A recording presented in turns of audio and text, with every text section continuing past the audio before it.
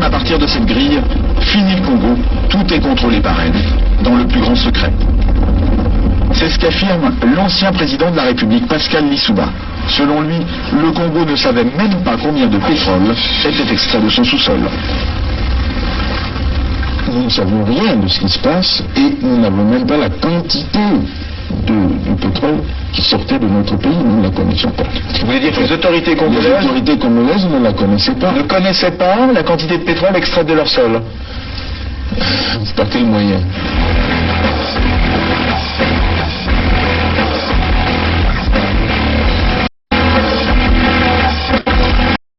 Une seconde chose, c'est qu'une grande partie de l'argent qui est dans notre porte-monnaie vient précisément de l'exploitation depuis des siècles de l'Afrique, pas uniquement, mais beaucoup viennent de l'exploitation de l'Afrique.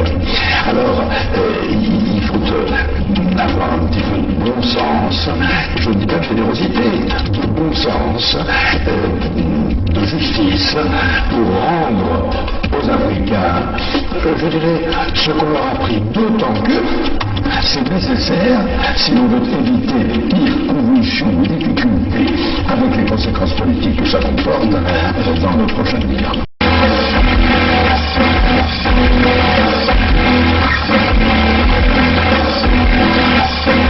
Et un pétrolier de 100 000 tonnes, cela représente près de 100 millions de francs qui échappent aux caisses du pays.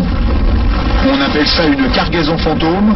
Interrogé sur la question, Loïc Lefeuc-Pléjean ne dément pas qu'il y en ait une. Il y a des cargaisons qui sont produites et qui n'ont jamais été officiellement. Voilà. C'est des choses qui sont arrivées, bien sûr, dans le passé.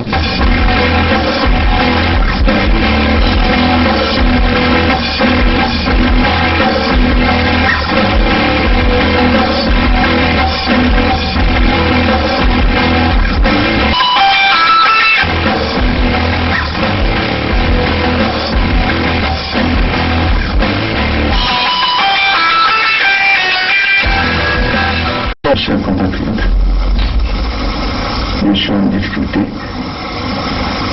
je me bats contre la mort, mais cependant, je vous demande de vous lever pour le changement. Je ne serai pas battu pour rien. Battez-vous. Je ne serai pas battu pour rien. Levez-vous, comme un seul homme. Faites-moi plaisir. Je me bats sur la vie de mort. Vous aussi battez-vous pour votre changement. Allez-y. Il y va de l'avenir de vos enfants. Battez-vous. Merci. À mon avis, après analyse, je pense que le président Lissouba n'était pas prêt à organiser une élection présidentielle.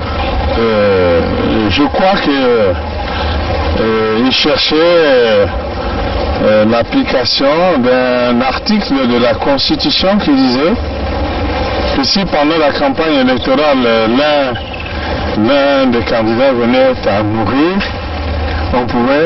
le président de la République était autorisé à proroger son mandat et à renvoyer l'élection à plus tard. Je crois qu'il cherchait, à mon avis, cet incident-là pour que l'élection n'ait pas lieu. Parce que moi, je pense qu'il n'était pas sûr de la gagner. L'objectif, c'était Denis Sassou Nguesso. Neutraliser Denis Sassou Nguesso. Oui, neutraliser Denis Sassou Nguesso pour que l'élection n'ait pas lieu. C'est un secret qu'il y a quelques éléments de l'armée angolaise qui sont dans le pays et qui nous ont apporté leur soutien dans la dernière phase. C'est un secret qu'il y a quelques éléments de l'armée angolaise qui sont dans le pays et qui nous ont apporté leur soutien dans la dernière phase. C'est un secret qu'il y a quelques éléments de l'armée angolaise qui sont dans le pays et qui nous ont apporté leur soutien dans la dernière phase.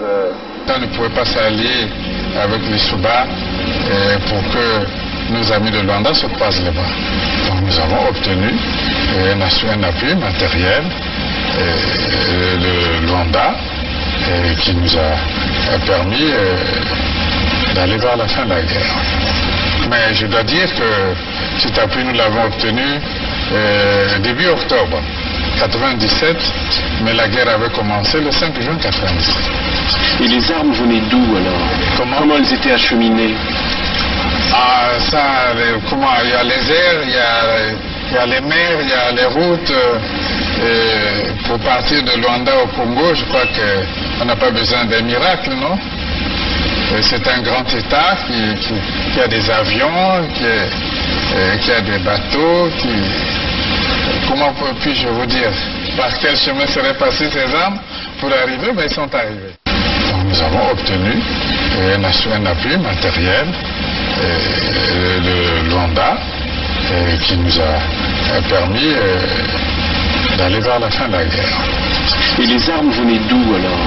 Comment elles étaient acheminées? Il y a les airs, il y a les mers, il y a les routes. Pour partir de Luanda au Congo, je crois qu'on n'a pas besoin d'un miracle, non? C'est un grand État qui a des avions, qui a des bateaux, comment puis-je vous dire? Par quel chemin seraient passées ces armes pour arriver? Mais ils sont arrivés. Donc nous avons obtenu un appui matériel de Luanda qui nous a permis d'aller vers la fin de la guerre. Et les armes venaient d'où alors? Comment elles étaient acheminées? Il y a les airs, il y a les mers, il y a les routes. Pour partir de Luanda au Congo, je crois qu'on n'a pas besoin d'un miracle, non? C'est un grand État qui a des avions, qui a des bateaux, comment puis-je vous dire? Par quel chemin seraient passées ces armes pour arriver? Mais ils sont arrivés.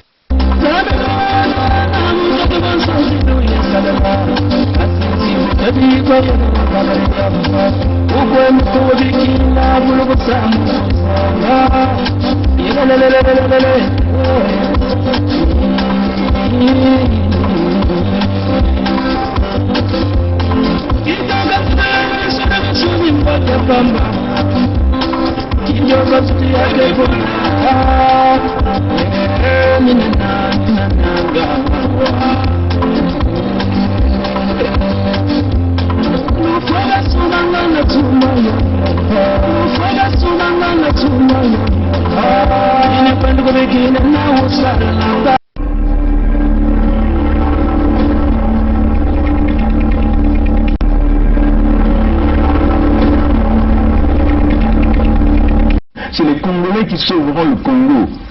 Ce n'est pas la communauté internationale. N'y comptez pas. C'est les Congolais qui sauveront le Congo. Ce n'est pas la communauté internationale. N'y comptez pas. I am not come here to battle and to struggle. I came here to help my country to develop themselves.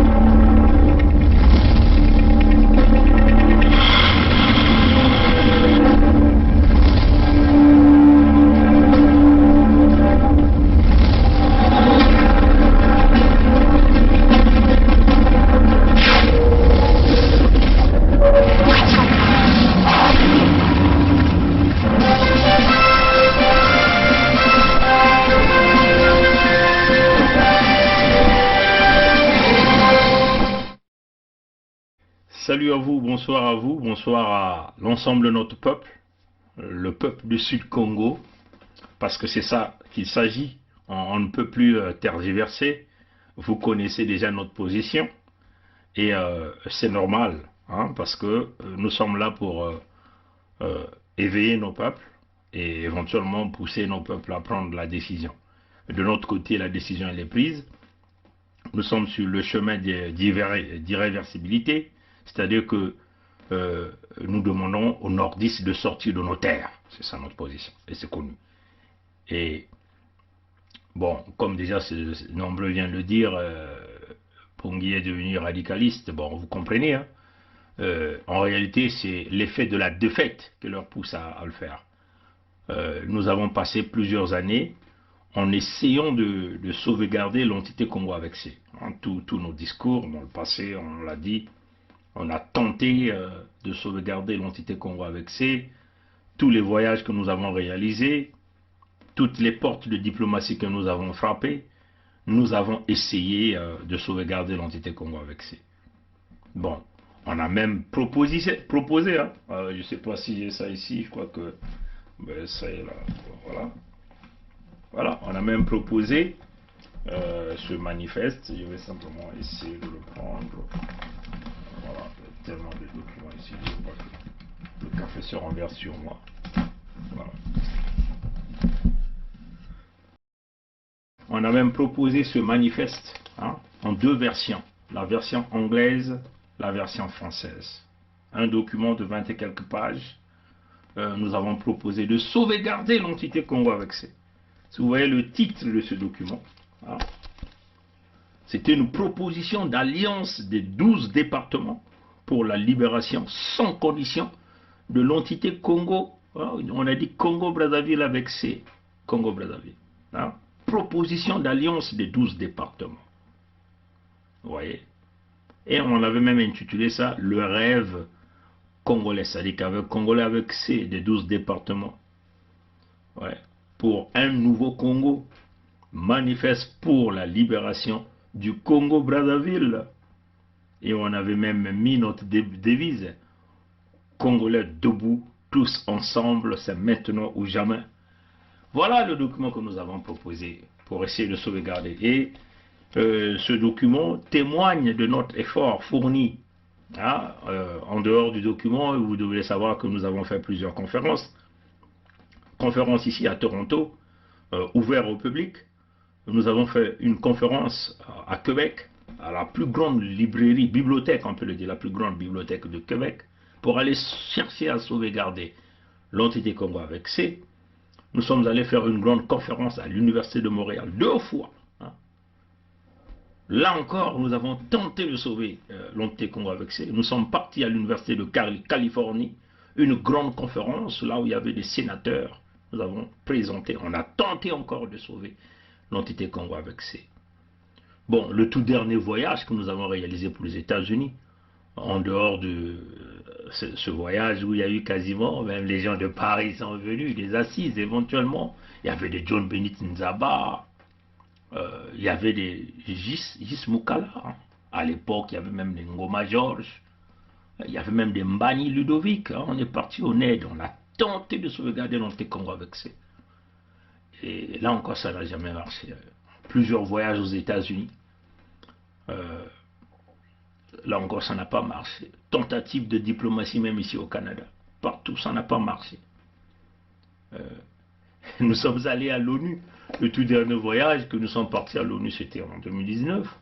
Les frères de Paris sont arrivés. Donc éventuellement, les indignés de 242 étaient là. Hein. Même avant, d'abord avant que les indignés de 242 n'arrivent, il y a d'abord eu notre passage à l'Assemblée au cours de cette même année 2019, où nous sommes partis à l'Assemblée, quoi, c'était quoi, 76e, 75e, je crois, 74e Assemblée des Nations Unies, où le frère Julie Kael des indignés de 242 était là avec maman Olga. On est parti où le régime Sassou a voulu museler notre parole, là même à l'Assemblée générale de l'ONU. Il y a eu du tapage, tout est rédigé dans le rapport du secrétaire général de l'ONU. Comprenez? Bon, on a fait encore une autre tentative de diplomatie avec les frères des indignés, avec ce voyage. Il y a même des gens qui aujourd'hui ont shifté, des gens comme des Elie Mosson qui étaient là, les Karina Pérez et tout là, les Joe Curtis étaient là. Cette délégation, on est parti jusqu'à même à la Maison Blanche pour protester, ainsi de suite. On a fait un effort considérable pour essayer de sauvegarder l'entité Congo avec C. Mais, de l'autre côté, ils ont dit non, parce qu'ils étaient dans le positionnement de vouloir conserver le pouvoir au nord. Hein, donc on a dit, bon, et puis ce document qui avait été rédigé, signé par pas mal de gens, les cerveaux penseurs de ce document, de ce manifeste, c'était bien Congo debout. Bon, malheureusement, ça n'a pas été considéré. Les gens ont préféré le chemin du suicide, c'est-à-dire que de la domination, la colonisation intérieure. Et ce qu'ils ont fait, on leur a dit, n'allez pas à l'élection, parce que si vous allez à cette élection, nous, éventuellement, on va se positionner. Et nous allons donc demander que les nordistes sortent de nos terres. Et on les avait promis, on a dit, comme nous allons prendre ce chemin-là, ça sera un chemin irréversible. Vous savez que quand nous, on prend un positionnement, on ne change pas de cap. Et nous y sommes. Et les mêmes là, qui sont venus critiquer, qui ont refusé, comment ça dit, Poggi c'était radicaliste. Certains disent, mais vous voyez comment il a laissé sa barbe, il devient quand même Moudjahidine. Certains disent même, il est devenu quand même maquisard et tout. C'est une réalité, mes chers amis. Nous sommes là pour l'intérêt de notre peuple. Et on le dit, tout individu qui va s'opposer pour empêcher que le Sud se sépare du Nord nous rencontrera sur son chemin. Et c'est clair. Et on le dit d'une manière claire que la cohabitation est devenue impossible en face des gens qui tuent. La preuve en est que les nordistes ne comptent que sur les Français. Hein. Vous avez vu le colonel français, le colonel Mboshi. Il ne compte que sur les Français, les Blancs français. Donc le même système, parce que les Mboshi c'est une voiture bélier. Hein. Donc les nordistes représentent une voiture bélier pour la France. Les richesses naturelles c'est au sud. Il faut piller le sud. Mais en utilisant qui? Les nordistes. Nombreux parmi eux sont revenus de l'extérieur du Congo. C'est des étrangers, à l'exception des Tékés qui ont légué leur terre au Mboshi, qui jouent aujourd'hui au gangstérisme, vous comprenez? Et notre positionnement est clair. Et quand on voit les frères du Sud qui commencent à se lever, nous ressortir le nom de Mokoko. Mokoko, c'est un nordiste. Et on vous le dit d'une manière claire. Mokoko, c'est un nordiste, c'est un Mboshi. Qu'il s'agit Makwa, mais Makwa, c'est qui? Ce sont des abbés Mboshi. Donc c'est cela qui est la réalité. On n'a rien à foutre de Mokoko. Vous voyez, des manipulateurs comme des Mirassa commencent à venir sortir. Ça, c'est quel genre de politique quand on le fait simplement sur les médias de la diaspora et avec les mêmes individus. Au Périn passe son temps à faire passer des pourris comme des Mirassa qui sont des signatures de pacte du Nord. C'est incroyable, les Nza Mathias. Vous les voyez aujourd'hui? Non, ils ont tous disparu. Ils ont accompagné Nguesso dans cette mascarade en assassinant Kolela Parfegui. Ils ont tous disparu. Vous le voyez encore? Vous les entendez encore? Les Onyangue? Ils ont tous disparu, mes chers amis. Où est comme un Mbunsi ou Mbunsi là, qui était candidat à l'élection de Mboshi? Porté disparu. Où est, comment on appelle, Kinyuma Kiambongo? Ils ont tous disparu, ils ont taillé la zone. À chacun a eu sa part du gâteau. Et on va encore les utiliser à un certain moment pour réapparaître. Comme déjà ils ont fait apparaître Mounari, ça fait pas longtemps qu'il est sorti. Heureusement que nous nous sommes levés pour la fustiger encore, pour qu'elle reparte encore dans le trou dans lequel elle se cache. Et les Mirassa, c'est des courageux qui continuent à sortir avec... et nous déconseillons notre peuple d'aller suivre Christian Perrin. Parce que Christian Perrin veut vouloir nous faire avaler la pilule Mokoko. On n'a rien à foutre de ça. Le Sud, on peut pas, on peut plus nous mentir, hein, mes chers amis. Il faut que nous soyons sincères avec nous-mêmes, hein, et nous soyons plus motivés que jamais. Bon, ce que je veux faire, c'est que le président Biden des États-Unis est passé devant la 76e session de l'Assemblée des Nations Unies. Et ça s'est déroulé le 21 septembre 2021. C'est en anglais, mais on va écouter ce qu'il a dit. Hein. C'est quelque... Je ne sais pas si je vais essayer de le mettre là. Bon. Je vais essayer de jouer, j'espère que vous allez entendre ça. Je vais essayer de jouer. All the major powers of the world have a duty, in my view, to carefully manage their relationships, so they do not tip from responsible competition to conflict. The United States will compete and will compete vigorously and lead with our values and our strength.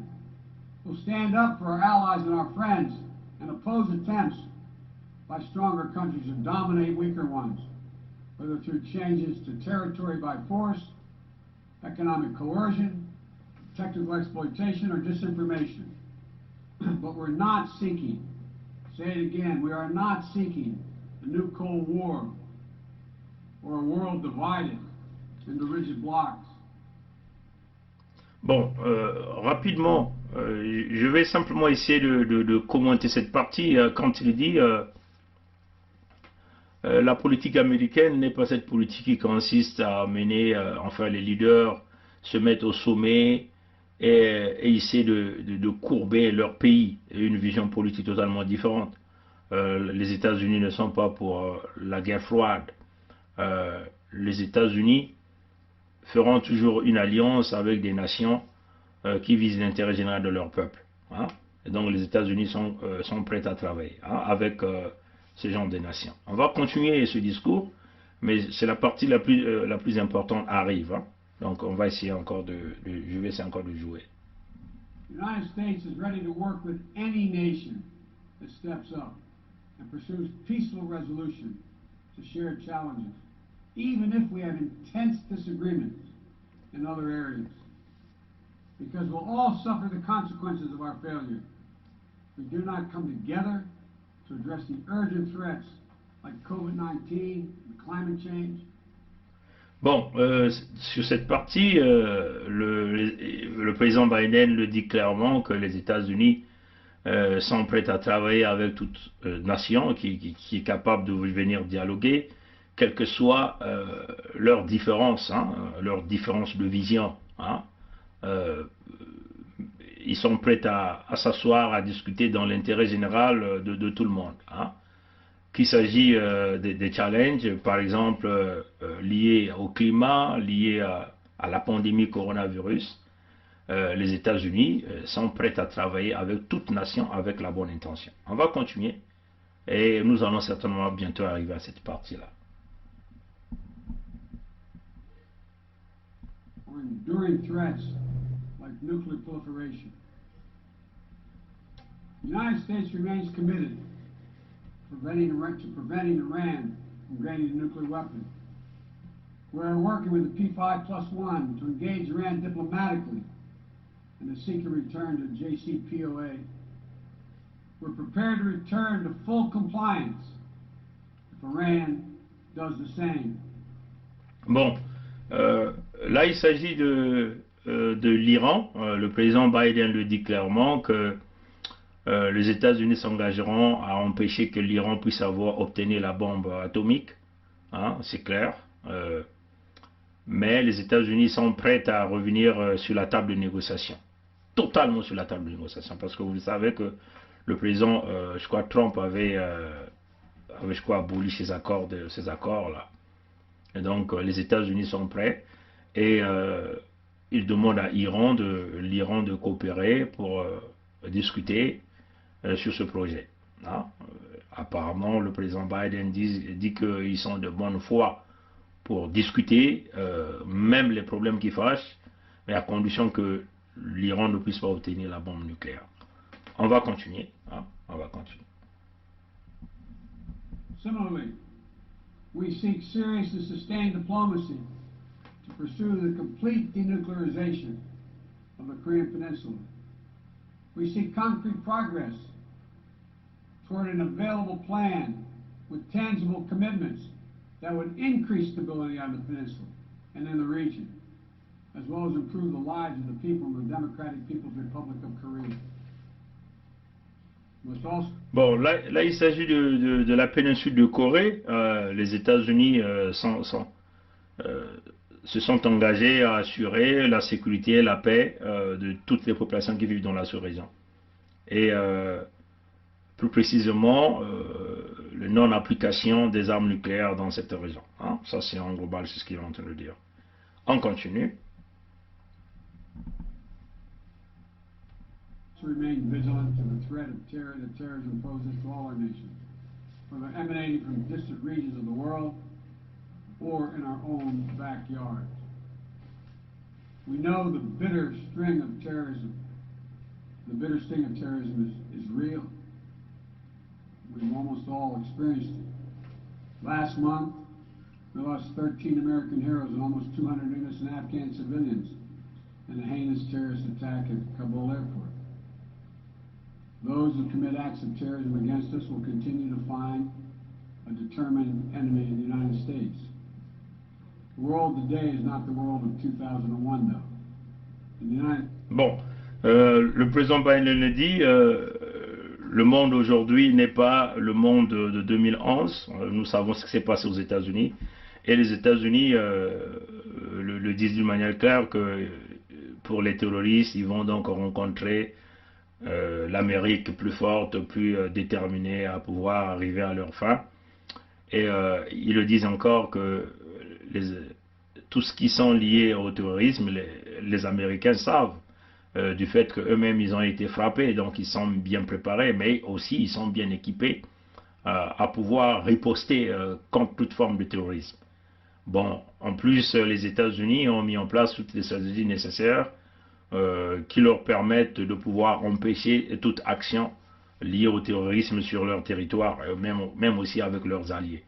C'est à peu près ça ce que le président Biden parle. On continue parce que je voulais que vous puissiez suivre un peu ça progressivement, cette section de ce discours, et nous allons arriver à un point très important. Not the same country we were when we were attacked on 9/11 20 years ago.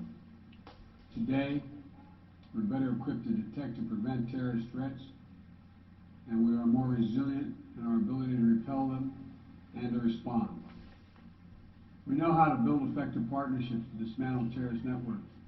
Bon, comme vous le suivez, hein, les États-Unis sont mieux préparés aujourd'hui à prévenir et aussi à contre-attaquer. Hein, et ils savent comment construire le partnership avec leurs alliés pour combattre contre le terrorisme. Hein, et puis ne pas confondre l'Amérique de 2011 à l'Amérique d'aujourd'hui. Hein.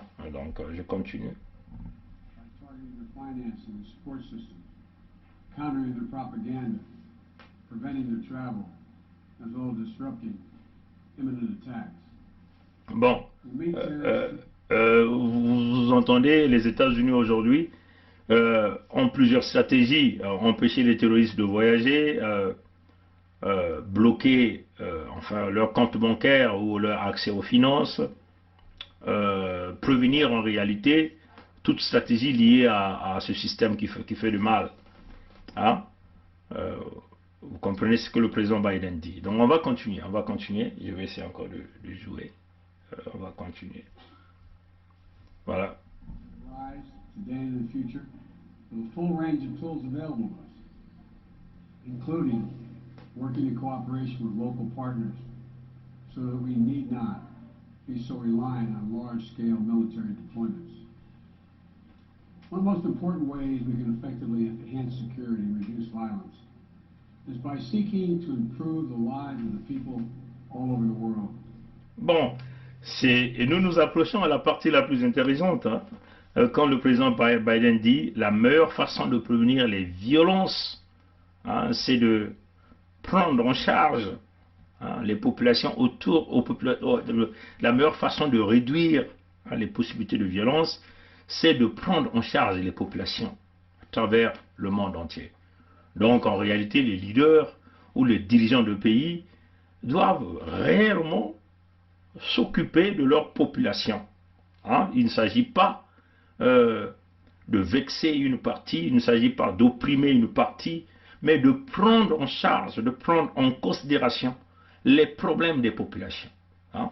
C'est très important ce que le président Biden est en train de dire. La meilleure façon de pouvoir éviter les violences, de réduire les violences, d'arrêter avec la violence, c'est de s'occuper de ces populations. Parce que, comme vous voyez, hein, qu'est-ce qui pousse au terrorisme? C'est éventuellement l'appât du gain, hein, l'appât du gain. Hein, c'est-à-dire que vous avez par exemple des jeunes qui manquent d'emploi et on leur donne une opportunité de commettre des actes de violence au moyennant de l'argent. Tous ces jeunes-là vont s'embarquer. C'est comme un peu le cas des jeunes africains aujourd'hui, par manque d'emploi, manque des conditions d'études, manque des conditions de santé. Tous ces jeunes sont dans un rêve d'aller chercher une meilleure vie à l'extérieur. Voilà pourquoi nous voyons le cas de Libye aujourd'hui. Beaucoup de jeunes sont devenus des jeunes africains, éventuellement de subsahariens ici. Je parle ici des blacks, qui sont devenus des prisonniers en Libye, et nombreux sont en train de perdre leur vie au niveau des océans. Comprenez? Et donc, la meilleure façon de prévenir la violence dans le monde entier, c'est de prendre en charge les populations à travers vos pays. C'est très important. Hein, ça, c'est ce point-là. On va continuer. Hein, suivez bien cette partie-là. Who see that their governments are not serving their needs. Corruption fuels inequality, siphons off a nation's resources, spreads across borders, and generates human suffering. Is nothing less than a national security threat. Ça, c'est cette partie est très importante. Hein. La corruption, c'est un phénomène qui détruit les pays où les leaders s'enrichissent. Hein. Ils sont incapables de pouvoir donner à leur peuple. Comprenez? Et ça sont des points très importants. Hein. La corruption. Donc il y a un déséquilibre de la population en réalité. Vous avez une classe très enrichie, proche des leaders politiques ou en charge. Voilà. Vous avez leur famille, vous aviez leur clan. Hein. Vous avez quand même une forme de cartel qui se forme. Par contre, une autre partie de la population n'a plus rien. Et donc ça brise éventuellement ce que nous appelons ici la confiance même entre les classes sociales même d'une nation. La corruption. Et ça sort de la bouche du président Biden, président des États-Unis. Et ça s'est déroulé le 21 septembre 2021 aux 76e session de l'Assemblée des Nations Unies. Il le dit, la corruption. Hein, la corruption. Donc un fléau très important. La corruption. On continue de l'écouter. Hein, on va continuer de l'écouter. C'est très important. Around the world, we're increasingly seeing citizens demonstrate their discontent, seeing the wealthy and well-connected grow richer and richer, taking payoffs and bribes, operating above the law, while the vast majority of the people struggle to find a job. Vous comprenez ça, c'est très important. Hein. Le président Biden le dit, autour du monde entier, on voit de plus en plus, comment on appelle, la corruption très élevée, les bribes. Les bribes, c'est quoi là? Madesu Yabana, hein? Comment on appelle ça? Les commissions hein, que les gens perçoivent dans des réseaux compliqués. Et les riches continuent de devenir riches, parce que les gens sont devenus riches avec des fonds volés dans les caisses de l'État. Et ils ont créé des compagnies parallèles. Et ils emploient des individus, mais ils n'arrivent même plus à payer même leurs employés, malgré qu'ils sont devenus riches. Vous comprenez ça, chers amis? Et ces gens-là souffrent. Vous comprenez ça, chers amis? Et ça crée quoi? Ça crée la violence. Ça crée des mouvements sociaux. Ça crée des prises de positionnement. Ça crée ce que nous appelons en termes électriques de polarité, hein, la polarité positive, la polarité négative. Comprenez ça? Ça crée des prises de position, comme aujourd'hui la prise de position que nous avons dans le contexte de vouloir aller former, dans le contexte de former l'État fédéral du Sud-Congo.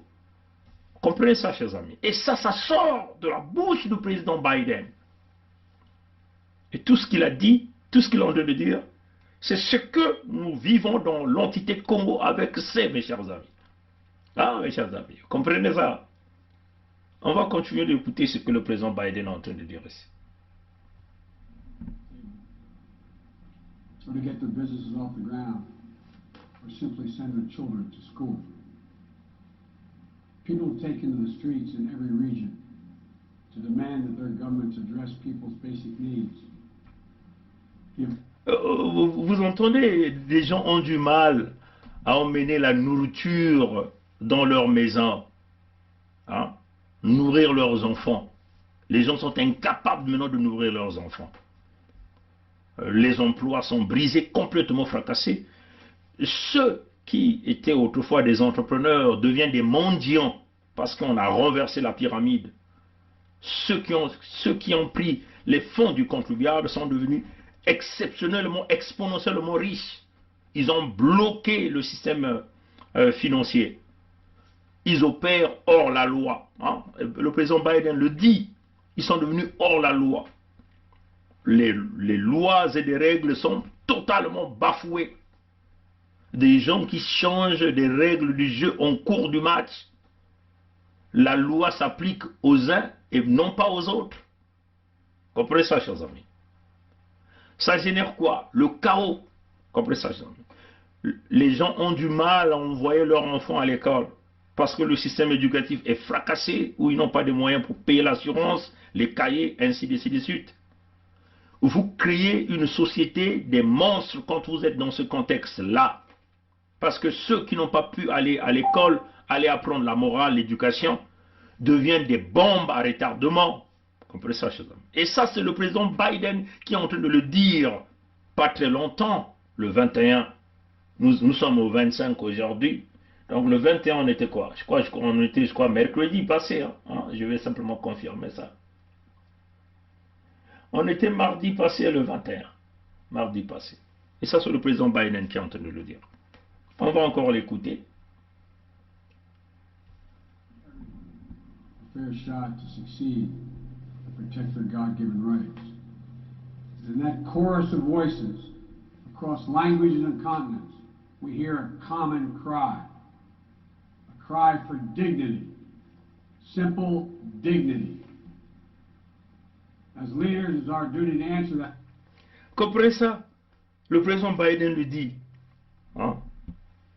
Partout à travers le monde entier, on entend les mêmes pleurs, les peuples qui pleurent, des peuples qu'on a asphyxiés, qu'on a poussés au coin de mur, qu'on est en train de les noyer. Les gens ne demandent que leur dignité. Ah, mes chers amis, la dignité ne se négocie pas. Voilà pourquoi vous voyez, les peuples sont debout. Comprenez ça, chers amis? La dignité ne se négocie pas. La dignité, il faut combattre pour sa dignité.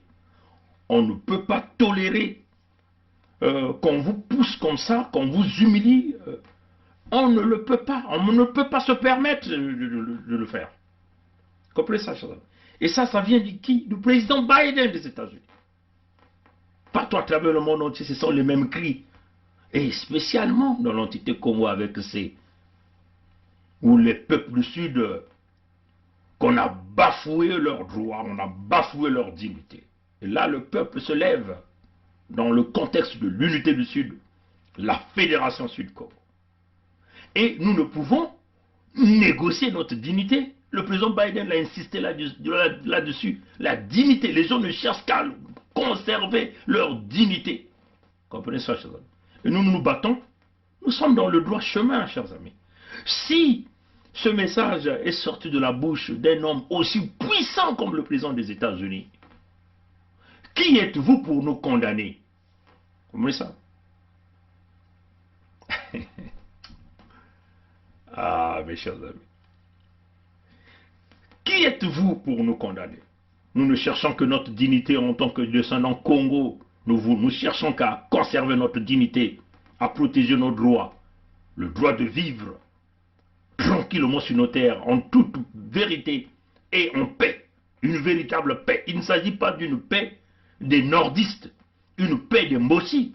Cette paix qui est conditionnée par l'arme au bout du fusil, le fusil sur l'épaule, on peut le dire comme ça. Ou une paix qui est conditionnée avec ce que nous appelons la paix du goût de sang, où on nous pose les armes sur les terres, on vous dit, mais si vous ne cédez pas vos terres, non. Vous entendez le président Biden le dire, qu'il y a des familles qu'on a mis dehors, on est en train de nous mettre dehors au Sud Congo, mes chers amis. En vendant nos terres, ils sont en train de nous exproprier sur les terres. Et nous ne cherchons que notre dignité à aller récupérer les terres laissées par nos ancêtres. C'est ce que le président Biden est en train de dire à la 76e session de l'Assemblée générale de l'ONU. Comprenez ça, chers amis? On va continuer d'écouter le président Biden. On va continuer. On va faire un effort de traduire avec notre petite connaissance de la langue anglaise. That call, not to silence them. The United States is committed to using our resources and our international platform to support these voices. Listen to them. Vous entendez ce que le président Biden a dit? Il dit, les peuples qui cherchent, qui élèvent leur voix pour aller chercher leur dignité, parce que leur dignité a été bafouée, parce que ces peuples-là ne cherchent qu'à vivre. Ce peuple-là ne demande pas aux gens de leur donner des millions d'argent, mais ce peuple-là veut simplement protéger ce qui lui est de droit. Et les leaders qui cherchent donc, les leaders qui vivent avec ces peuples, n'ont pas le droit de faire taire ces peuples par les coups de canon, les coups de fouet, les coups de chicotte. Comprenez ça, chers amis? Avec des kalachnikovs, des intimidations, l'oppression, la colonisation. Et ça, c'est ce que le président Biden... Les leaders dans ces pays-là n'ont pas le droit de faire taire ces peuples par le biais de la violence, par le biais des kalachnikovs. Mais ils ont donc ce devoir-là d'adresser convenablement ce problème et de répondre favorablement parce que ce sont les droits des peuples. Et le président Biden dit ceci, les États-Unis d'Amérique travaillera, mettra tout son effort pour écouter la voix de ces peuples-là. Comprenez ça, chers amis? J'espère que les gens du PCT, le message là vous rentre très bien dans les oreilles. J'espère que même la France, le système de la France-Afrique, ce message du président Biden devant le monde entier doit vous interpeller quand même. Les États-Unis disent qu'ils ne fermeront pas la bouche ni leurs yeux face à la colonisation que vous avez imposée au Sud Congo. Ça, c'est ce que ça signifie, le message du président Biden.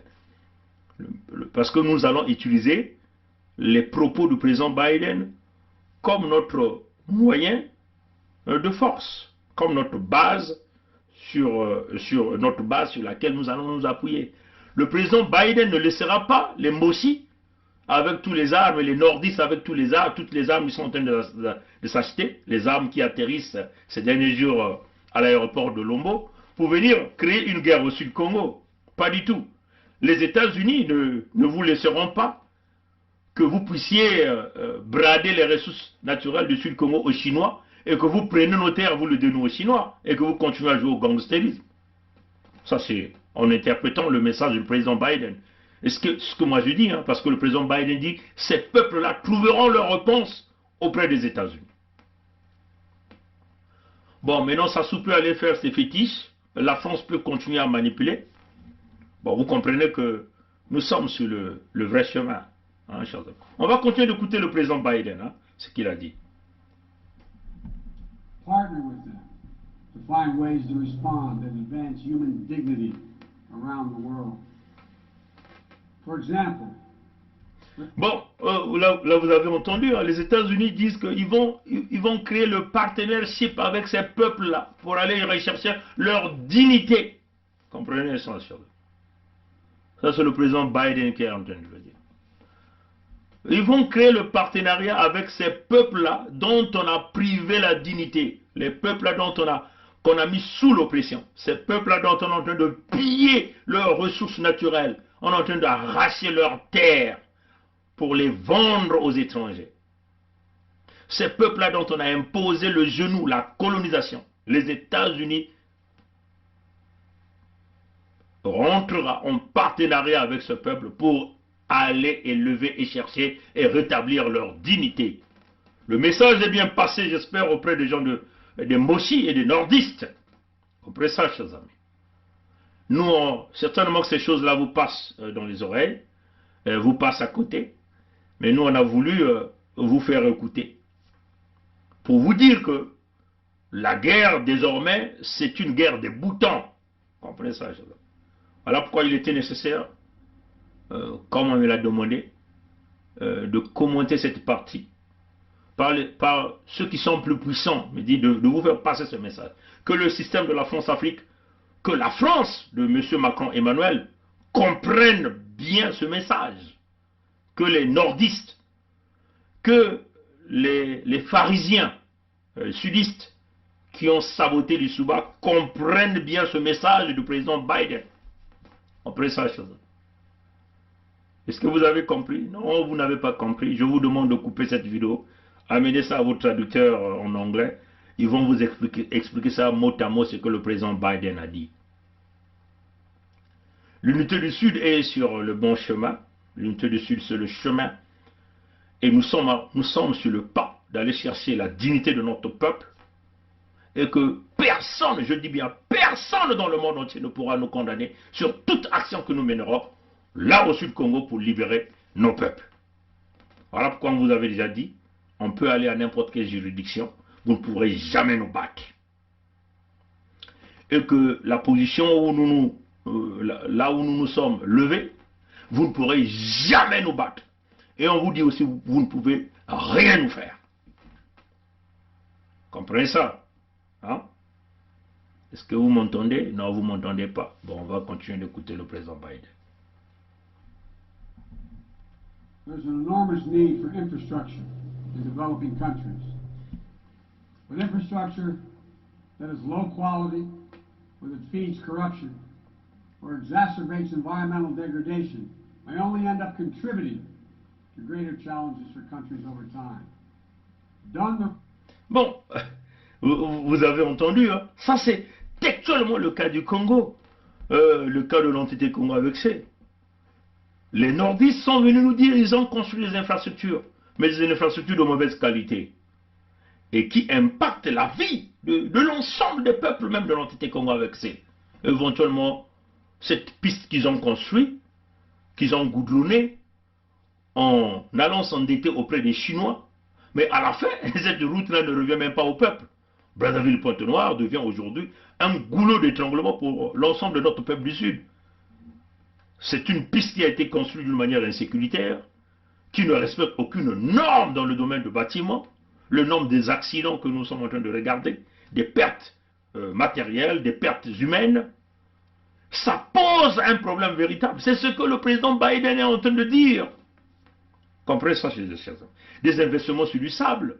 Comprenez ça, chers amis. Mais ils ont utilisé ces infrastructures-là, mal construites, mal gérées, mal évaluées, comme un moyen de s'enrichir avec des surfacturations de Bouya Jean-Jacques et Sassou Denis Mathurin. Parce que les grands travaux appartiennent à Sassou. Bouya le dit carrément lui-même. Parce que, comme on le dit, tous les contrats liés au bâtiment, tous les contrats liés au pétrole, ce n'est que Sassou et Bouya qui connaissent ces problèmes avec les Chinois. Et nous ne pouvons accepter. Et c'est ce que le président Biden est en train de dire. Ce qu'ils ont tripatouillé devient aujourd'hui un goulot d'étranglement pour le peuple.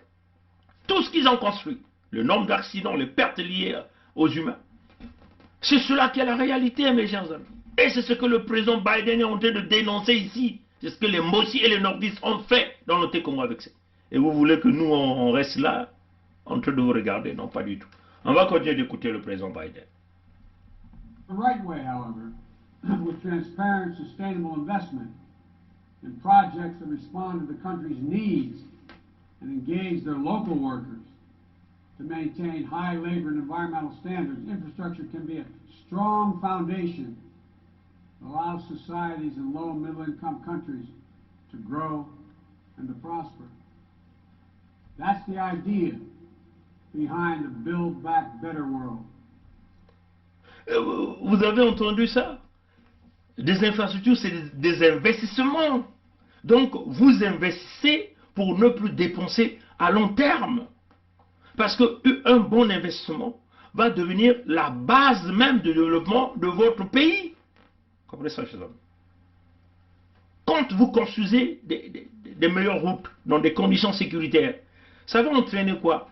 Le déplacement rapide des marchandises, qui créera donc un gain pour tout le monde, pour le commerçant, pour les entrepreneurs, pour les marchands, pour les populations. Comprenez ça, chers amis? Vous avez la facilité de bouger vos marchandises. Donc, il y a moins de pertes. Comprenez? Surtout que nous sommes dans un pays où la conservation des aliments est compliquée. Si vous faites tant de jours, tant d'accidents, vous comprenez des pertes et ça fait un manque à gagner à l'économie. Et c'est ça qui crée même l'inflation au niveau de votre pays.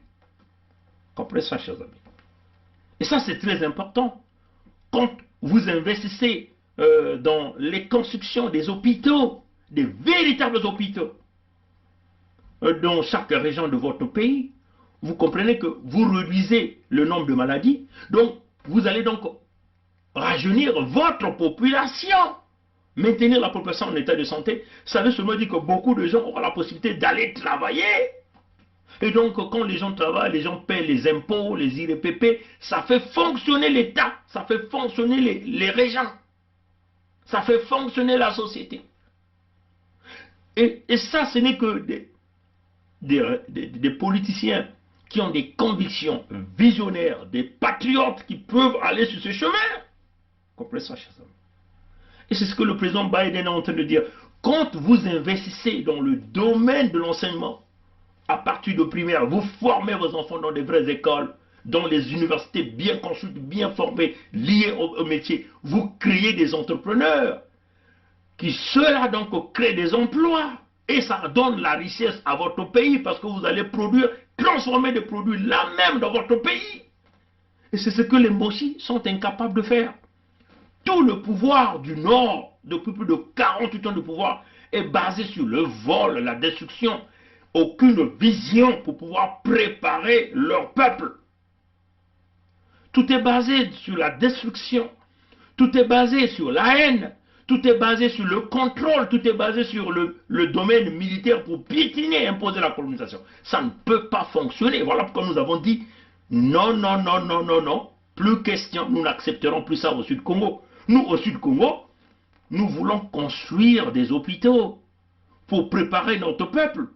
Nous voulons construire des universités, emmener une technologie pour que notre peuple puisse générer des emplois, faire fonctionner les États que nous avons dit, l'État fédéral Sud-Congo. Voilà pourquoi nous disons l'économie va être centralisée au niveau des régions. Les hôpitaux, c'est la responsabilité des régions.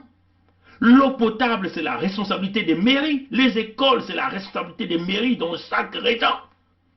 Donc on a déjà une vision claire et nette pour maintenir ce qu'on appelle en anglais la durabilité. En anglais, on dit sustainable.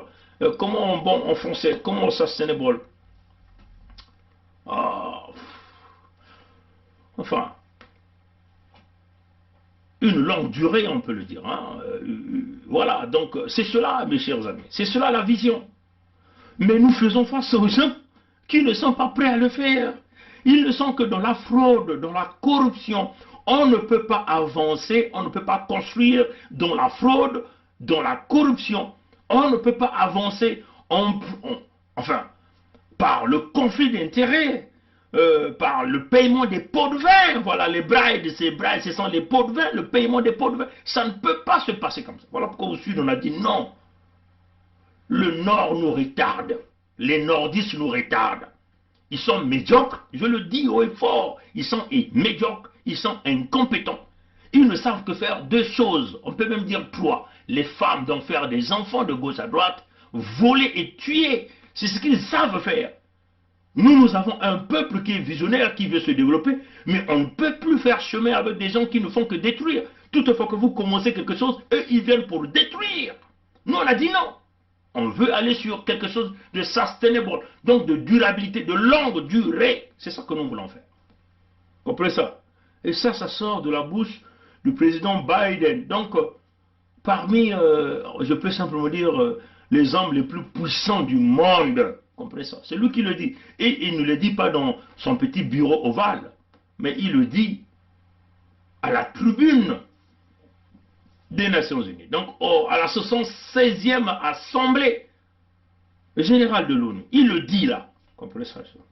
Maintenant, qui êtes-vous pour venir nous caillasser? Qui êtes-vous pour venir nous tuer?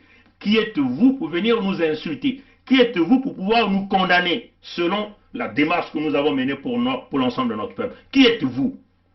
Même Dieu lui-même, il est humanitaire. Et Dieu lui-même ne fonctionne pas comme ça. Bon, là, vous avez un homme puissant au monde entier qui est en train de parler, d'aller selon notre direction à nous que nous avons choisie. Maintenant, qui êtes-vous pour venir nous condamner? Macron ne pèse pas devant Joe Biden. Hein? Macron, c'est un agent. Biden lui dit, va à gauche, il va à gauche, va à droite. Vous voyez comment on les a enlevés sur le projet des sous-marins nucléaires avec l'Australie. Un petit coup de tac, ils sont partis. Qu'est-ce qu'ils ont fait? Rien. Ils vont seulement montrer leurs muscles auprès des Africains. Comprenez ça, c'est ça. On va continuer d'écouter le président Biden. C'était très important pour nous de parler de cette affaire. Together with the private sector and our G7 partners, we aim to mobilize hundreds of billions of dollars in infrastructure investment.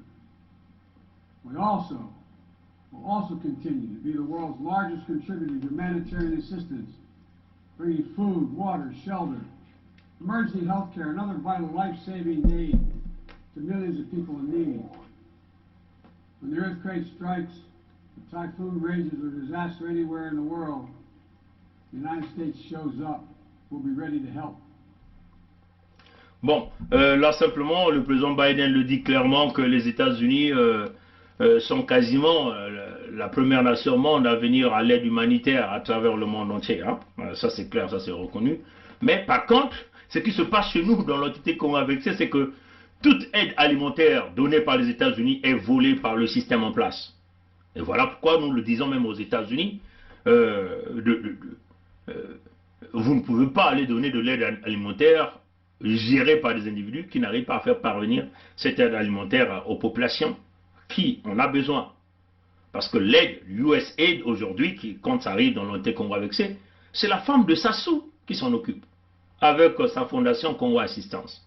Et elle travaille avec des gens comme les Nangandou Amado, hein, Nangandou Amadou, hein, ou Nangandou Amado, ce Malien-là, et qui ont développé des réseaux avec des Ouest-Africains dans la sous-région. Donc, USAID est utilisé à fond commercial. Antoinette Thibota, la femme de Sassou Denis Mathurin, récupère, donne à ses partenaires ouest-africains qui font le commerce, même des Béninois, hein, puisqu'elle-même elle est béninoise, les Aéroises. Et c'est ce qui se passe.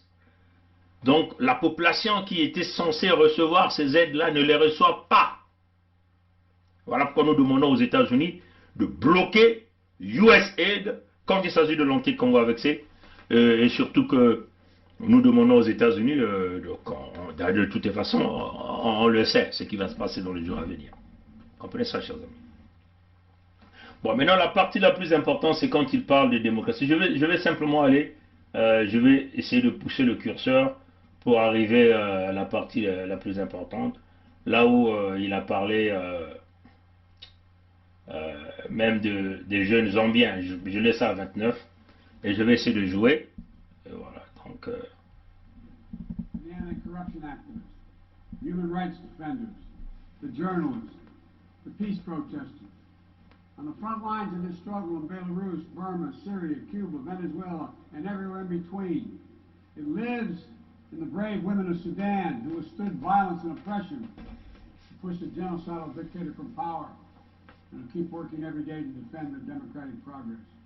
It lives in the proud Moldovans who helped deliver a landslide victory for the forces of democracy, for the mandate to fight graft, to build a more inclusive economy. It lives in the young people of Zambia who harness the power of their vote for the first time, turning out in record numbers to denounce corruption and chart a new path for their country.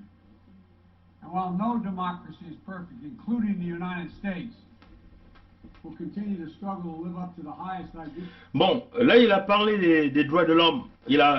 Dans cette section, il a parlé des droits de l'homme. il a parlé des libertés d'expression, des libertés des paroles, et il a parlé des élections, des votes. Il a pris le cas du Soudan qui ont chassé un dictateur. Il a parlé de la Zambie, que les jeunes se sont mobilisés. Je vais simplement rapidement lire sa parole, c'est ce qu'il avait dit pour les jeunes zambiens. C'est très important, mes chers amis. Donc, il a été clair, il a donc encouragé les jeunes zambiens pour d'avoir mobilisé, apporté le changement par la voie des urnes. Il a dit quoi? Le monde démocratique existe partout. Il est incarné par des militants anti-corruption, les défenseurs des droits de l'homme. Il est incarné également par la jeunesse zambienne qui, pour la première fois, a utilisé le pouvoir de son bulletin de vote, se rendant massivement aux urnes pour dénoncer la corruption et tracer une nouvelle voie pour son pays.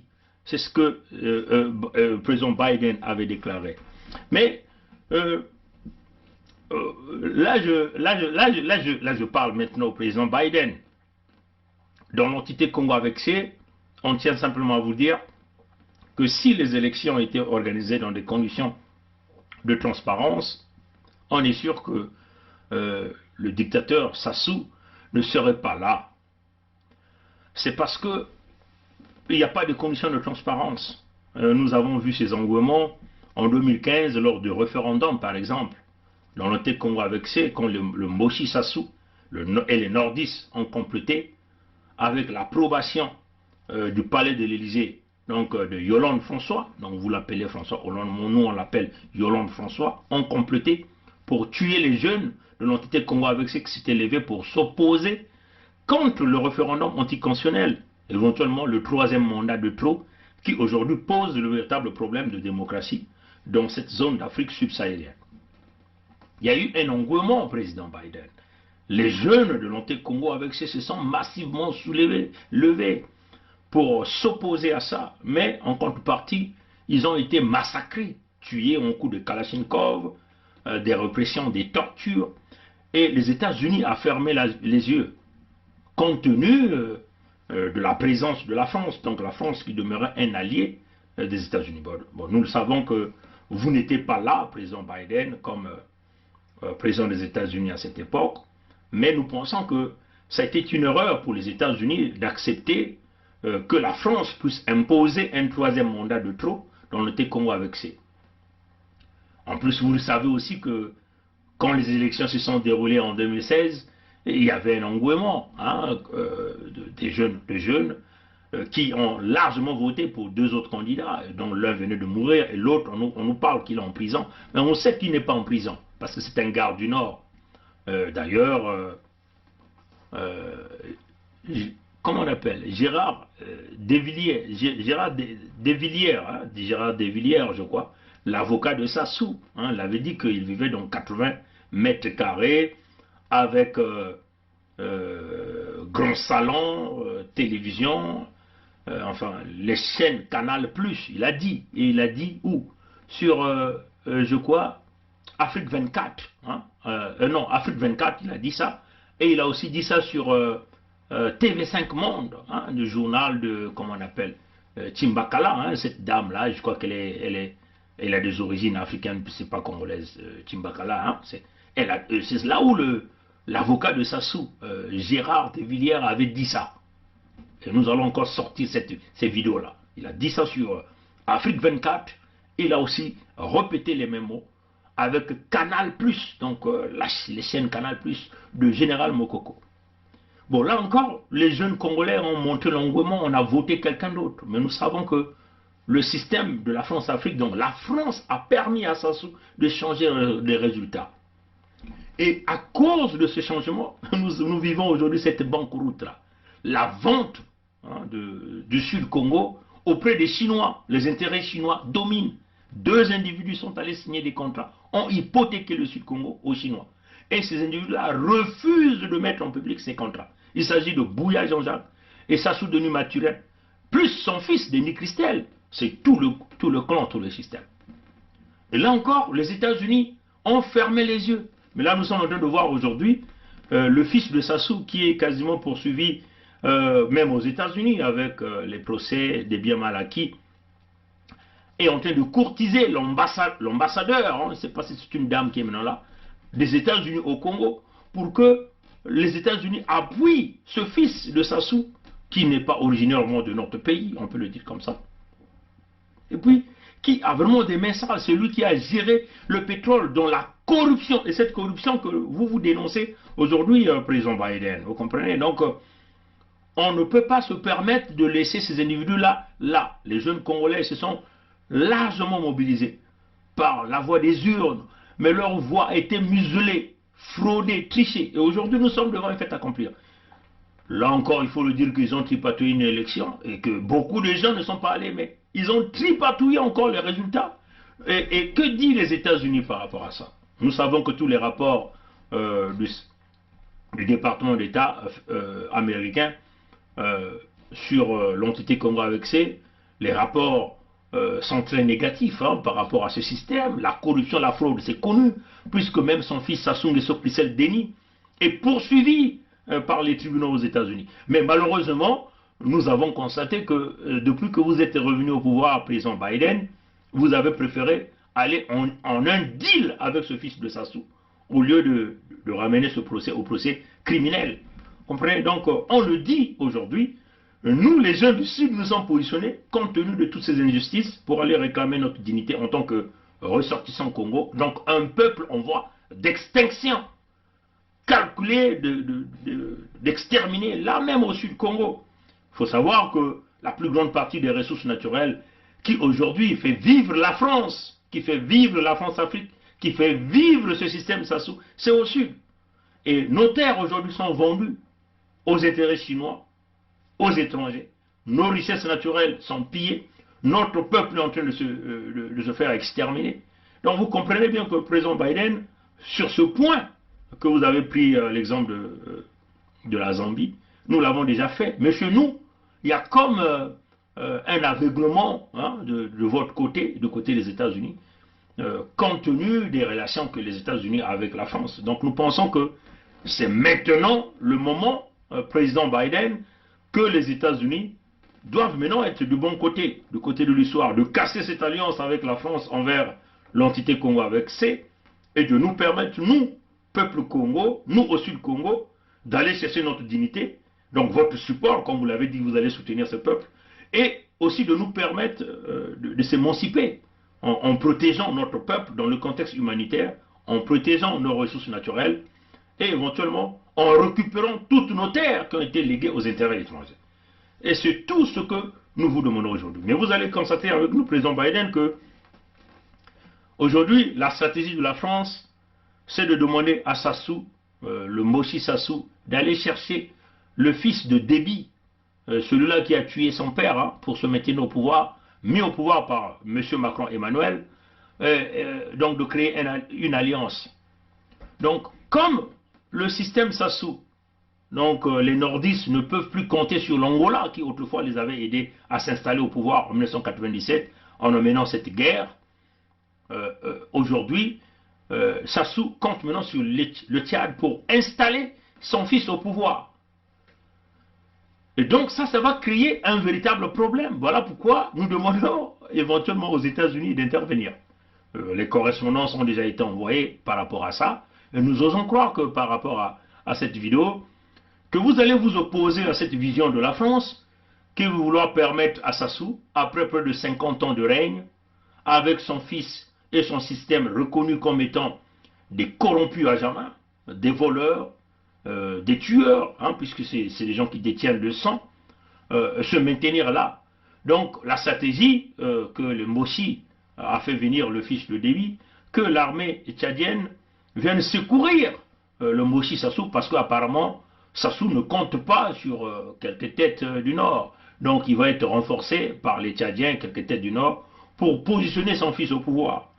Et en même temps aussi, ils veulent déstabiliser du côté du Gabon pour pouvoir installer Bongo Junior, là au pouvoir au Gabon. Donc, nous osons croire que les États-Unis ne vont pas permettre à la France de jongler là-dessus, Et nous, au Sud, nous avons notre dignité à sauvegarder.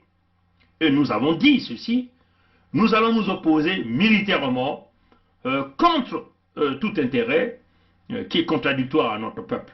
Et nous demandons aux États-Unis de nous soutenir sur ce chemin parce que nous allons sortir tous les nordistes qui sont dans ce complot d'imposer la colonisation intérieure au Sud-Congo, ces nordistes qui sont dans le complot de la destruction de la dignité du peuple Congo, ces nordistes qui sont dans le complot d'installer une colonisation avérée, des massacres planifiés, l'extermination des peuples Congo et éventuellement à l'expulsion des peuples Congo sur leur terre. Et donc, nous osons croire que par le biais de cette vidéo, le président Biden sera un support pour nous, de son nom Congo, pour maintenir notre dignité, notre survie au Sud-Congo. Maintenant, quant à vous, le peuple du Sud-Congo, vous avez entendu le fils de Déby, qui est aujourd'hui le président du Tchad, est là dans l'anté-Congo avec c'est pour venir renforcer militairement le fils de Sassou, à prendre le pouvoir par les biais des armes. En même temps, nous tenons à alerter les Gabonais, attention parce que cette stratégie va s'extendre jusqu'au Gabon, en passant par Libreville et venir piétiner le pouvoir là au Gabon pour installer le petit-fils de Sassou au pouvoir là au Gabon. Donc ils veulent faire d'une pierre deux coups hein, pour pouvoir essayer de déstabiliser le Congo et le Gabon pour l'intérêt d'Nguesso. Maintenant de l'autre côté, nous voulons aussi dire au président Touadéra, attention, ne rentre pas dans ce jeu, mais plutôt soit du côté des peuples du Sud-Congo pour que nous puissions regarder nos intérêts du point de vue géostratégique. Nous voulons du même côté aussi dire au président Lorenzo d'Angola, attention à toi parce que les mêmes stratégies veulent aussi vouloir te déstabiliser toi en Angola, parce que comme vous voyez déjà qu'il y a beaucoup de tensions en Angola, Sassou est très content de voir ces tensions-là en Angola, c'est-à-dire que potentiel le retour des pro-Dos Santos au pouvoir, dans ce qui garantirait le pouvoir de fils Sassou, le pouvoir de Mboshi, dans l'avenir d'Mboshi.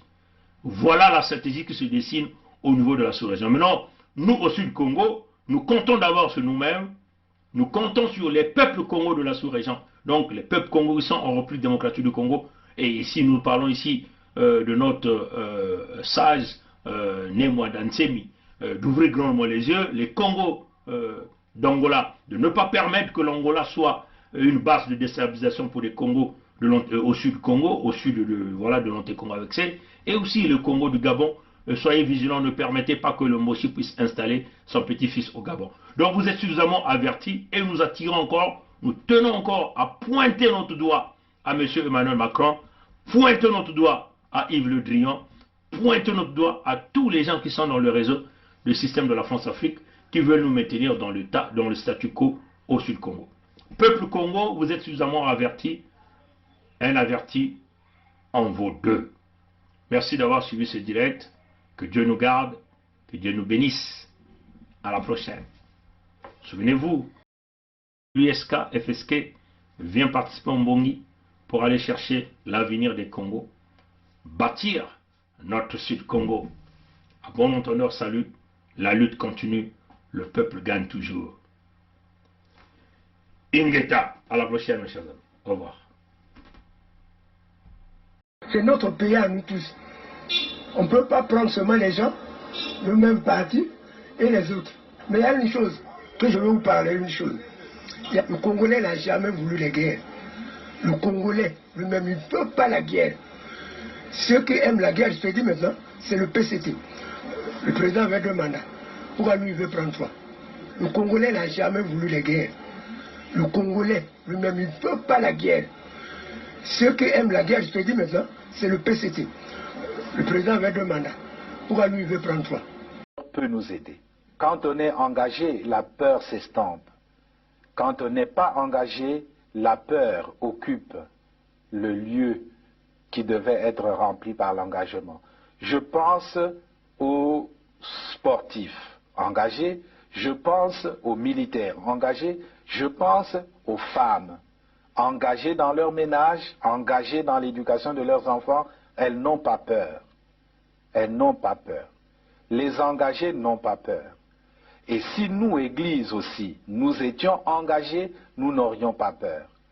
même sans être Saint Ignace qui désirait le martyre, nous serions audacieux pour dire aux politiciens, même aux politiciens de nos ethnies propres, que ceci n'est pas bon. Quitte à ramasser des gifles, quitte à être persécuté, mais on n'aurait pas peur. Je pense que la peur, c'est l'expression d'un vide, d'un manque d'engagement. Et donc, d'un manque d'amour. Parce que celui qui aime ne peut pas ne pas s'engager. Quand on aime Dieu, on s'engage. Quand on aime la nation, on s'engage. Quand on aime les autres, on s'engage. Quand on n'aime pas, pourquoi s'engager?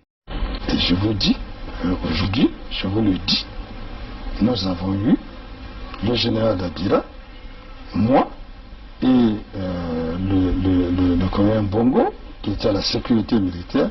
Nous avons eu à rendre compte au cours d'une réunion de commandement présidée par le président de la République de ce que des assassinats étaient commis et que il fallait prendre les mesures pour faire cesser cet état de choses.